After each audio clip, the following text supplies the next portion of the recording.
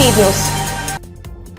మూసీ నది అభివృద్ధిపై సీఎం రేవంత్ రెడ్డి తీసుకున్న నిర్ణయాన్ని సమర్థించారు కాంగ్రెస్ నేత చనగాని దయాకర్. మూసీ పక్కన నివసించే పేద ప్రజల పరిస్థితులు ఎంతో దారుణంగా ఉన్నాయని చెప్పారు. ప్రభుత్వం చేపట్టిన ప్రక్షాళన చర్యలు వారికి మేలు చేసేలా ఉంటాయని తెలిపారు. పవర్ ప్రెజెంటేషన్ చూసి హరీష్ రావు లాంటి నేతలకు వాస్తవాలు అర్థమవుతాయని అన్నారు. మూసీ పరిసరాల్లో నివసించే ప్రజల ఆరోగ్యం, భవిష్యత్తును దృష్టిలో పెట్టుకుని ప్రభుత్వం చర్యలు తీసుకుంటోందని పేర్కొన్నారు. ఈ విషయంలో రాజకీయాలు చేయకుండా ప్రతిపక్షాలు సహకరించాలని సూచించారు. తప్పుడు కథనాలు, విష ప్రచారాలు మానుకోవాలని దయాకర్ విజ్ఞప్తి చేశారు. వివిధ ప్రాంతాలలో, వివిధ దేశాల్లో అనేక ప్రాంతాలను సందర్శించి అక్కడ ఉన్నటువంటి పరిస్థితులను తీసుకొని ఆ తరహాలో కూడా ఇవాళ సింగపూర్, జపాన్ టెక్నాలజీతోని కడప నగరంలో నిర్వహించిన ఇఫ్తార్ విందులో పలువురు ప్రజాప్రతినిధులు పాల్గొన్నారు. నగర శివార్లలోని రామరాజుపల్లి తయ్యబ్ పాలిటెక్నిక్ కళాశాల ఆవరణలో అజం ఆధ్వర్యంలో ఈ కార్యక్రమం జరిగింది.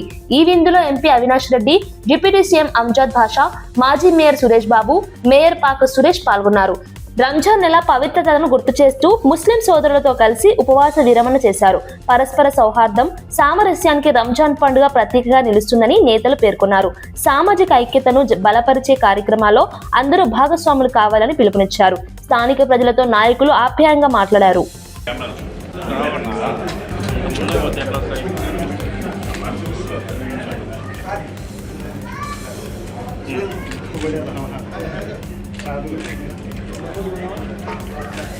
నయం ఎవరో కొంచెం ఒక అడుగు వెనకండి, ఎవరో వెనక్కి అడుగు. అదేమన్నా ఒక అడుగు వెనకేసావు.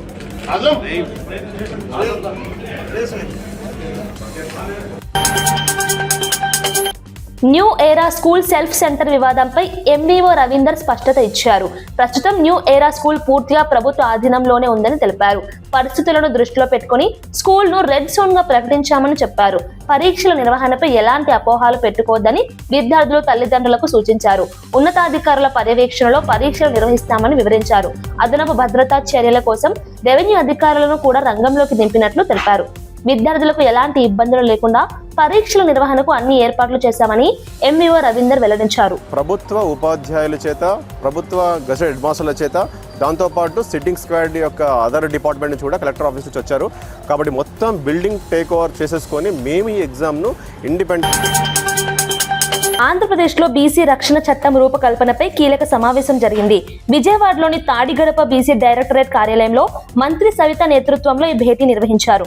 చట్టం రూపకల్పనకు సంబంధించిన అంశాలపై మంత్రులు విస్తృతంగా చర్చించారు. ఈ సమావేశంలో మంత్రులు అచ్చెన్నాయుడు, కొల్లు రవీంద్ర, అనగాని సత్యప్రసాద్, కొలుసు పార్థసారథి, వాసంశెట్టి సుభాష్, కొండపల్లి శ్రీనివాస్, సత్యకుమార్ యాదవ్ పాల్గొన్నారు.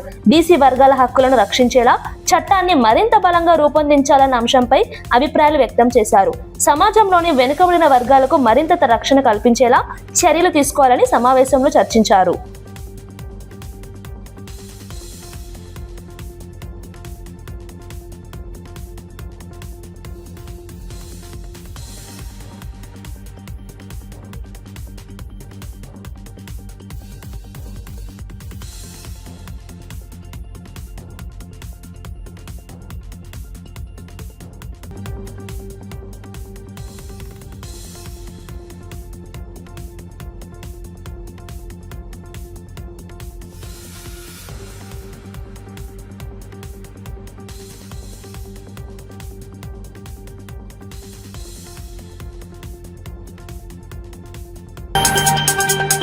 కొండగట్టు అంజన్న ఆలయానికి చేపట్టిన పాదయాత్ర రాజకీయాలకు అతీతమని బండి సంజయ్ తెలిపారు.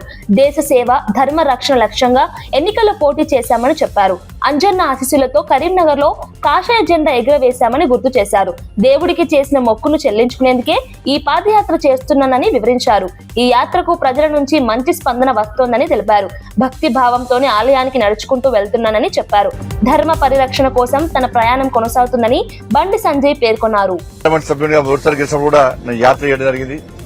కాబట్టి ఈ యాత్రను విజయవంతం చేయడానికి ఇలా వేలాదిగా కార్యకర్తలు తరలి వస్తున్నారు.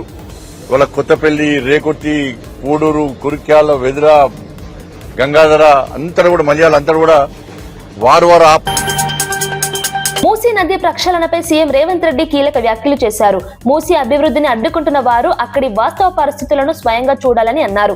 అక్కడి మురికి, దోమలు, అనారోగ్య సమస్యల మధ్య ఎవరూ జీవించాలని కోరుకోరని పేర్కొన్నారు.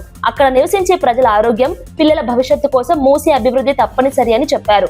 సాంకేతిక మార్పులు, ఏఐ ప్రభావంతో ఉద్యోగాల్లో మార్పులు వస్తున్నాయని తెలిపారు. కొత్త అవకాశాలు సృష్టించడం ప్రభుత్వ లక్ష్యమన్నారు. మూసీ పరివాహక ప్రాంతాన్ని అభివృద్ధి చేసి పర్యాటకం, నైట్ ఎకానమీ ద్వారా ఉపాధి అవకాశాలు పెంచాలని ప్రభుత్వం ప్రయత్నిస్తోందని సీఎం వివరించారు. 100 మందికి నేను అకామిడేట్ చేయగలుగుతాను. 2 పక్కలైతే 200 మందికి. తెలంగాణ మహిళా శిశు సంక్షేమ శాఖ మంత్రి సీతక్క ఢిల్లీ పర్యటనలో కేంద్ర మంత్రి అన్నపూర్ణాదేవిని కలిశారు. నిర్భయ నిధి కింద ములుగు జిల్లాను మహిళలు, బాలికల కోసం సమ్మిళిత నగరాల ప్రాజెక్టుకు ఎంపిక చేయడంపై హర్షం వ్యక్తం చేశారు. ఈ ప్రాజెక్టును వేగవంతంగా అమలు చేస్తామని తెలిపారు. అలాగే పాలనా పథకం కింద పనిచేస్తున్న క్రెచ్ వర్కర్లు, హెల్పర్ల గౌరవ వేతనాలను పెంచాలని కేంద్ర మంత్రిని కోరారు. ప్రస్తుత జీవన ప్రమాణాలకు అనుగుణంగా వేతనాలు పెంచాల్సిన అవసరం ఉందని చెప్పారు. మహిళా